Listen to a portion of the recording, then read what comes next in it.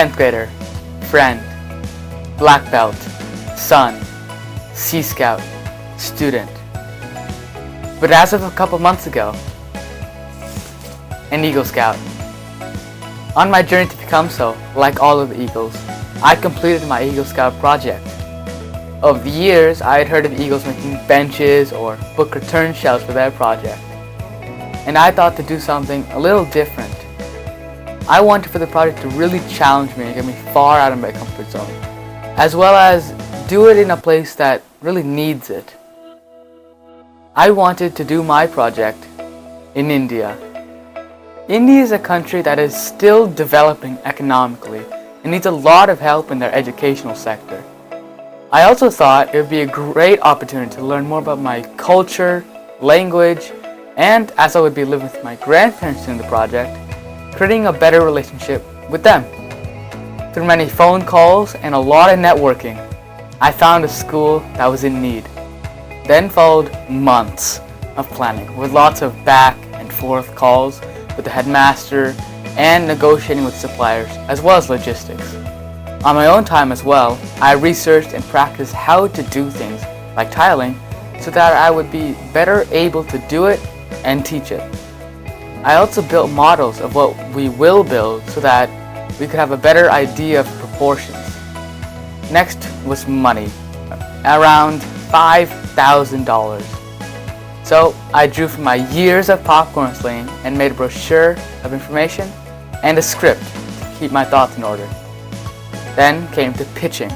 I held calls with friends, family, and neighbors, and they would donate and provide wise counsel. Once all that was done, it was time to head to India. On the first day, I got familiar with the school, talked to the teachers, the headmaster, and played with the little kids. I gave a short speech about what we will be doing, project objective, goal, daily tasks. This was followed by a safety briefing, and I gave the project first aid kit to one of the teachers. I also told them about the tools we will be using, including the ones that have yet to be rented and who are allowed to use the power tools. After that, it was game on. While in America, I had already pre-ordered some of the materials. I received help from a local scout group called the Bharat Scouts and Guides, as well as the local schoolboys. Over the next 2.5 weeks, we completed the original scope for the renovated dining hall. For it, we made 10 benches, 10 tables, tiled the floor, put in windows, repainted the room, installed a drop ceiling and electrical wiring, put in lights and fans, and installed 5 window shutters. But due to some extremely generous donations, we were also able to renovate a volleyball court, a badminton court, and an entire soccer field, including the respective equipment, as well as donate books, teacher supplies, and various board games. During this project, I gained a lot of real-world experience, as well as entirely new skills. I had to up my communication game a whole language by taking Malayalam classes for 1.5 months. With the necessity of finding a project that would occur on the other side of the world, as well as negotiating contracts, I learned how to create networks and maintain relationships. I also learned how to keep people motivated. One way I did this was with food. The favorite food of the kids in the school was beef curry and parota. Another was by establishing connection with them, by getting to know them. I played chess with them, played volleyball with them, and played badminton with them. I also used their own eagerness, as when I taught them how to do specific tasks, it increased and they just wanted to keep going. I was also able to create more adaptable plans, because when some things went wrong, I was able to easily move things in and out of my schedule and keep the project going. For example, one time, the brother of the sand fighter had sadly passed away and was unable to provide it. In response, I was able to find another cheaper supplier due to the relationship I had already made and keep the project going. I became faster in my decision-making skills, as one day I found out that the kids were taking a test on the day, information I did not know beforehand. We then switched our plans to shop for books and sports equipment that day. On top of this, I also became better at public speaking, as I gave a speech at a ceremony once the project was over. Along with that, I gave safety briefings and the day's schedule to the kids and staff. Alright, so I built a couple tables and put up a couple posts. So what? Well, that really wasn't my end goal for this project. My goal was to create publicity for the school. You see, the school is quite old and is often overlooked by newer, larger schools, so it doesn't get a lot of funding.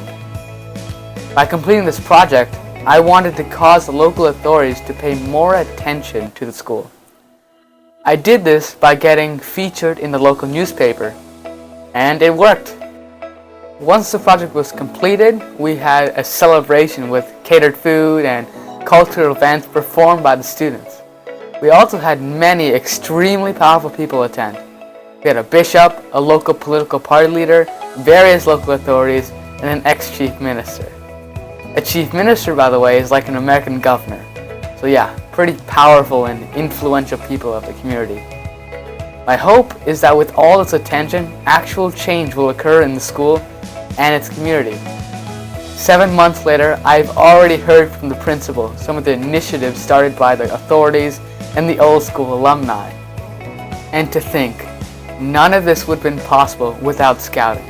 It was only because of scouting that I would have thought to push myself to do such a project. Scouting also gave me the necessary connections to find out about the project. Speaking of opportunities, scouting got me very far out of my comfort zone.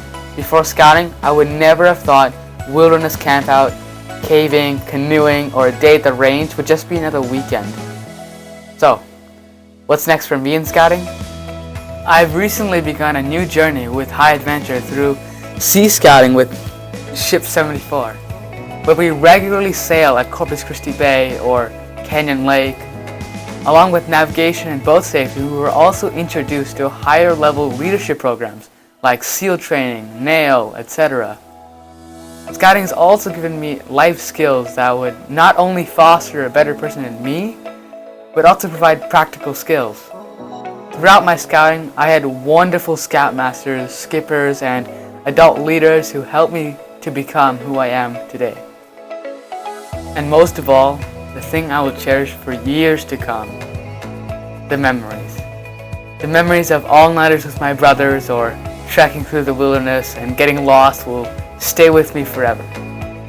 After completing this project, I now have one more memory to add to that extensive list. I'm extremely grateful to the school. I want to thank the headmaster, teachers, staff, and students of PEMHS in Tiruvunachor, Kerala, India.